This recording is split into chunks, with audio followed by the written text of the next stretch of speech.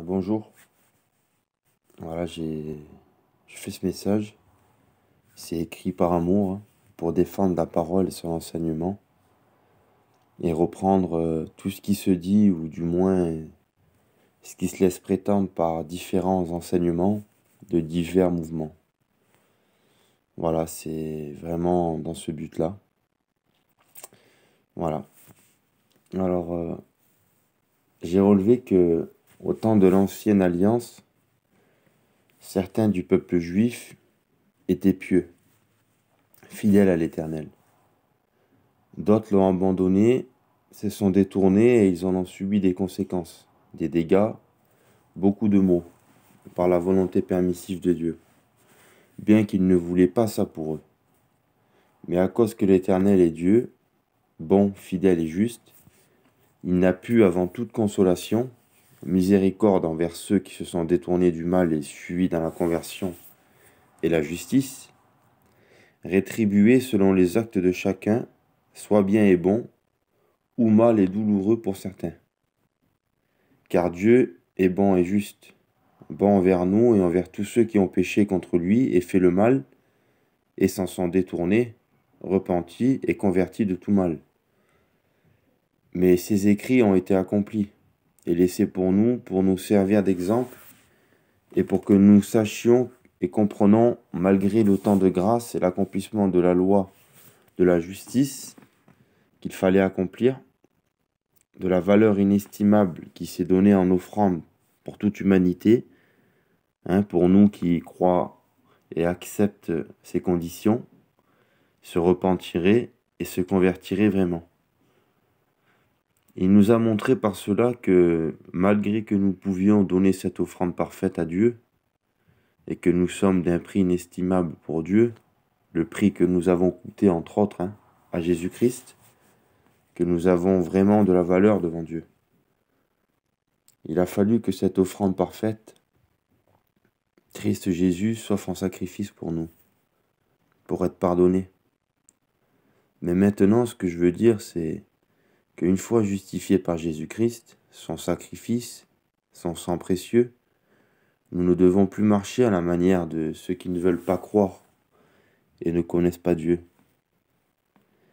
Bien que nous le savons, entre autres, mais je crois que si on le réaliserait réellement, nous comprendrions que nous sommes justifiés, considérés comme justes devant Dieu et Jésus-Christ, et que nous sommes sanctifiés et donc rendus saints d'une certaine manière, et que nous avons été mis à part de ce monde et du mal sous toutes ses formes.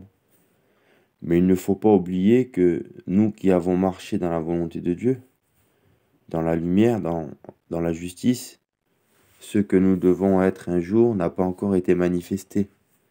Nous sommes encore dans une chair de péché, dans une nature imparfaite, avec des désirs imparfaits. Voilà, c'est ce que nous dit la parole. Avec des désirs imparfaits, contraires à ceux de l'esprit et auxquels nous devons résister et mettre à mort. Si nous ne voulons pas mourir au sens charnel, mais aussi au sens spirituel. Car si nous péchons volontairement après avoir connu la vérité, et si nous y demeurons, il ne reste plus de sacrifice pour le péché. Donc plus de véritable repentance et conversion pour être dans la volonté de Dieu, et de Jésus-Christ, et de la marche dans la lumière, comme il est lui-même dans la lumière. Cela ne concerne pas que certains juifs qui avaient accepté Christ et avaient retourné en arrière, au judaïsme. En tant que rachetés, chrétiens, nous devons marcher d'une manière générale, c'est-à-dire dans tous les domaines possibles, d'une manière digne de l'Évangile, d'une manière qui est propre à Dieu et à Jésus-Christ, digne d'un enfant de Dieu, d'un Dieu qui est parfait. Nous ne devons pas nous reposer sous le fait que nous sommes dans une nature imparfaite, car ce que Dieu nous demande n'est jamais impossible. Il ne nous éprouve pas au-delà de ce qu'on peut supporter. Il ne nous demande pas ce qu'on ne peut pas faire, le Seigneur. Nous devons toujours nous poser la question, est-ce que ce que je fais glorifie Dieu? Est-ce que c'est fait pour sa gloire? Est-ce que ça l'honore? Est-ce que dans ce que j'entreprends de faire ou fais, hein, est digne d'amour envers mon Dieu, mon prochain, quel qu'il soit, même mon ennemi, celui qui me fait du mal ou qui fait le mal envers Dieu et les hommes. Est-ce que je lui fais du bien en cela, en lui rendant le mal qu'il me fait ou qu'il fait? Un exemple, hein, mon prochain, mon ennemi, les fonctions publiques, hommes d'État, etc. Nous devons aimer Dieu et tous les hommes, quels qu'ils soient. Telle est la vérité et telle est la volonté de Dieu. Tel est l'amour de Dieu qui s'est manifesté par les actes, hein. Je crois que, en connaissance de cause, un chrétien, un véritable croyant, pratiquant la vérité, la volonté de Dieu, peut tomber, hein, il peut faillir, il peut faiblir, comme cela m'est arrivé. Laissant le combat, hein, du chrétien, manque de renoncement aux œuvres mortes, au plaisir de la chair, des sens, etc., quoi. Par faiblesse, par faiblesse de notre nature, ou découragement, hein, quel que soit le péché, selon la convoitise de chacun. Mais en aucun cas, un chrétien véritable ne peut ou pourra rester continuellement dans le péché. Car ayant reçu la semence de Dieu, hein, c'est dans le premier épître de Jean, chapitre 1, verset 3, hein, verset 9, il ne peut pas rester dans le péché. Il s'en repentira, il se convertira et s'humiliera. Il obtiendra miséricorde. C'est cela la volonté de Dieu, qui dit, hein, dans le deuxième épître de Pierre, chapitre 3, verset 9, qui veut que tous arrivent à la connaissance de la vérité et parviennent à la repentance. C'est pour cela qu'il use de patience envers tous, hein, car ne voulant qu'aucun ne périsse. Car comme le dit Pierre, hein, à ceux qui par la vue voyaient que tout demeurait comme au commencement, par rapport au retour de Christ pour son avènement, pour enlever et détruire le monde et les hommes impies. Dieu est bon et juste, il est parfait, il est fidèle, mais il ne peut pas tolérer le péché. Il ne peut pas aimer le péché. Il ne l'acceptera pas dans son royaume. Dans Apocalypse 21, verset 27, il est dit que rien d'impur ni de souillé, ni personne qui se livre à l'abomination et au mensonge ne pourra rentrer dans le royaume de Dieu, en gros, quoi. Il aime le pécheur, mais il haït le péché. Rien d'impur et d'injuste, en d'autres termes. Aucune personne, un non repenti, converti et non justifié par le sang précieux de Jésus-Christ, et qui ne marche pas selon la volonté du Seigneur, ne pourra être sauvé de la colère à venir. Voilà, revenons à ce que Dieu nous dit dans Jean, hein, dans l'épître de 1 Jean 1er, versets 5 à 10. Il nous dit que si nous sommes en communion avec Dieu et son Saint-Fils Jésus-Christ, nous ne devons pas marcher dans les ténèbres. Sinon, nous sommes dans le mensonge, dans le mal, hein, le péché, la désobéissance. Toutes ces choses, ils englobent le mal, l'injustice envers Dieu et ses créatures. Mais si nous sommes en communion avec Jésus-Christ et que nous tombons dans le péché, par exemple, hein, par faiblesse, abandon du combat du chrétien, le renoncement à notre nature humaine, hein, dans ses mauvais désirs, mais que là, nous nous reprenons, nous nous repentons, nous nous convertissons de nouveau à sa volonté. Par la grâce de Dieu et de Jésus-Christ, nous sommes purifiés de tout péché. Je dis Alléluia, hein, gloire soit rendue à Dieu le Père et à Jésus-Christ. Nous voyons par là que si nous sommes en communion avec le Seigneur Jésus-Christ, que nous marchons dans la lumière, comme il est lui-même dans la lumière, non seulement on ne marche pas dans les ténèbres, mais on est en communion. C'est-à-dire que si nous sommes en communion avec le Seigneur et dans la lumière, le Seigneur est avec nous. Et donc, étant avec nous, il ne pourrait lui-même être en communion avec nous si nous sommes en train de marcher dans les ténèbres. On sait que celui qui n'aime pas son frère est dans les ténèbres. Un chrétien, lui, il sait où il va. On sait qu'avant d'être converti, on est dans la puissance des ténèbres et qu'il faut qu'on passe dans la lumière qui est en Jésus-Christ, car on ne sait où on va quand on est dans la puissance des ténèbres. On s'en rend pas compte. Alors, sans aller plus loin sur cela, un chrétien, il doit aimer Dieu et son prochain, comme lui-même. Il doit faire pour son prochain tout ce dont il voudrait qu'on lui fasse, et ne pas faire ce que lui-même ne voudrait pas qu'on lui fasse. Il doit marcher selon cette volonté qui est de Jésus-Christ, qui englobe toute la loi, la volonté de Dieu. Dans Jean 14, Jésus-Christ a dit, si quelqu'un m'aime, il gardera mes commandements. Celui qui garde mes commandements, c'est celui qui m'aime. Si quelqu'un garde mes commandements, mon Père l'aimera. Et moi et mon Père, nous viendrons faire notre demeure en lui. Voilà, selon mon interprétation, je crois que le Père, le Fils et le Saint-Esprit sont un, agissant pour la même volonté, selon un ordre différent. Je crois donc que Dieu le Père agit par le Fils et par le Saint-Esprit, qui, pour ma compréhension, le Saint-Esprit est son Esprit Saint. Voilà. Le Saint-Esprit, il est l'Esprit Saint de Dieu le Père. Un peu plus loin, dans le livre des Actes, chapitre 5, verset 32, il est dit que le Saint-Esprit est donné à ceux qui lui obéissent. Je crois que quand il est dit dans Jean 14 que le Père et lui-même viendrait habiter dans celui qu'il aime, nous savons par les écrits que celui qu'il aime, à Jésus-Christ, c'est celui qui fait sa volonté, qui garde ses commandements, et que ainsi ils viendront faire leur demeure, le Père et Jésus-Christ, en lui, dans le croyant, qui fait la volonté du Seigneur. Donc ils viendront habiter en lui par le Saint-Esprit, selon ma compréhension des écrits. Comment Dieu pourrait rester dans quelqu'un qui vit dans le péché, dans la désobéissance, qui n'aime pas Dieu et ses créatures? Car l'amour, elle vient de Dieu, et la désobéissance, elle vient du mal. Comment ces personnes pourraient aussi recevoir le Saint-Esprit, car elles n'obéissent pas à Dieu le Père, au Fils et au Saint-Esprit?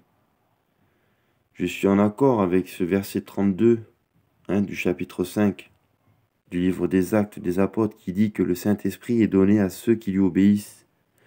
Si nous ne voulons pas obéir, nous n'obéissons donc pas à Dieu, au Fils et au Saint-Esprit.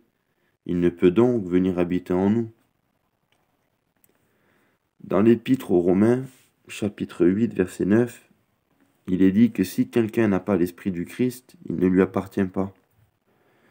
Je reviens en arrière pour dire simplement qu'un chrétien, c'est une personne qui fait la volonté de Dieu, qui lui obéit. Il l'adore en esprit et en vérité, car il est né de nouveau. Il vit pour Dieu. Il vit selon l'esprit et non selon les désirs de la chair. Car elle, la chair, elle ne veut pas adorer Dieu. Elle a des désirs contraires et on ne doit plus faire ce qu'elle voudrait. On peut tomber dans le péché, mais on ne peut pas y demeurer, car nous ne sommes pas de Dieu sinon. Ils ne seront pas pour Dieu, mais du diable, et pour lui qui a péché dès le commencement. Car où nous mourrons spirituellement, où nous pouvons aussi mourir physiquement dans nos péchés. Et nous pouvons aussi être dans une position où nous ne sommes pas prêts pour l'avènement du Seigneur Jésus-Christ, et être prêts pour être enlevés, ce qui serait terrible et irrévocable en vérité, quand ce jour y viendra. Voilà, je voudrais juste dire que, comme maintenant, le chrétien, le croyant qui fait la volonté de Dieu, et non pas le baptisé seulement, nous sommes justifiés par Jésus-Christ, par son sacrifice parfait et par son sang. Comme vous le savez, chrétiens. Mais que maintenant, nous devons marcher dans la sanctification, dans la mise à part du monde corrompu et de ses pratiques corrompues et injustes. Vivre honorablement pour Dieu et pour notre prochain, tel qu'il soit. D'essayer toujours d'être en paix avec tous, si cela est possible. et de ne médire et de ne faire le mal envers qui que ce soit, dans les moindres choses et détails, car nous devons tout faire pour honorer Dieu. Aimer comme nous-mêmes notre prochain et lui faire ce que nous voudrions qu'il nous fasse. Marcher à l'exemple du Christ, qui nous a laissé un exemple, afin que nous le suivons. Dans 1 Pierre chapitre 2 verset 21, relire le chapitre entier nous expliquerait mieux cela. Et aussi l'épître aux Éphésiens au chapitre 5. Vous savez, comme moi, en vérité, qu'il est notre exemple, le Seigneur Jésus-Christ. Notre exemple parfait, avec ensuite celui des apôtres. Demandons-nous ce que le Seigneur Jésus-Christ, lui, aurait fait à notre place. Ce que les apôtres auraient fait aussi. Est-ce que cela va être fait pour la gloire de Dieu ou est-ce que Dieu le ferait? Est-ce que cela va aussi faire du bien à mon prochain, quel qu'il soit, pour toute raison ou entreprise que nous voudrions entreprendre? Demandons-nous cela, et cela nous aidera beaucoup, je le pense vraiment. Pour ma part, c'est ce que je fais, moi. Maintenant, je pense que c'est un bon exemple. Je conclus, en disant que les Écritures nous disent que nous pouvons, en tant que chrétiens, être réprouvés. Ça, c'est dans 2 Corinthiens 13. Il y a un autre chapitre de Matthieu 7, au verset 13, il nous dit d'entrer par la porte étroite et resserrée, car large est la porte qui mène à la perdition, et resserrée celle qui mène à la vie. Et dans Luc 13, verset 24, efforcez-vous d'entrer par la porte étroite, car je vous le dis que beaucoup chercheront à rentrer et ne le pourront pas.